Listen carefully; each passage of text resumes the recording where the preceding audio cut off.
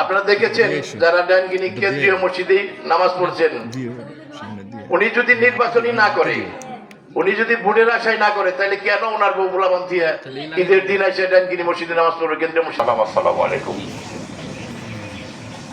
প্রিয় ভাইরা আমার, আজকে যেহেতু আমাদের অনুষ্ঠানটা আমরা একটু অন্যরকম আমাদের করার কথা ছিল, সেখানে যেহেতু আমাদের মরহুম শহীদ প্রেসিডেন্ট জিয়া রহমানের শাহাদত বার্ষিকী এখানে উল্লেখ করা হয়েছে, ভালো হয়েছে, আমরা তার জন্য দোয়া করি, আল্লাহ তাকে জান্নাতবাসী করুক।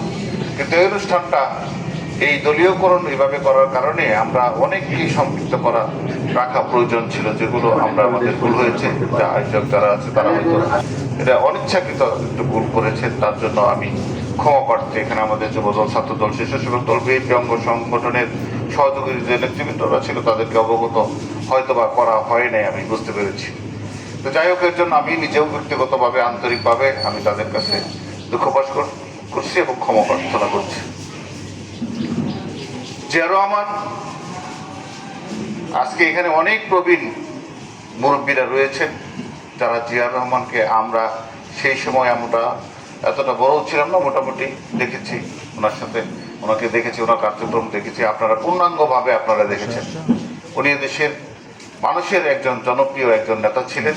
ওনার আদর্শে আদর্শিত হয়েই পরবর্তী সময়ে আমরা এই দলের একজন কর্মী হিসেবে আমরা কাজ করছি মানুষের জন্য, দেশের জন্য।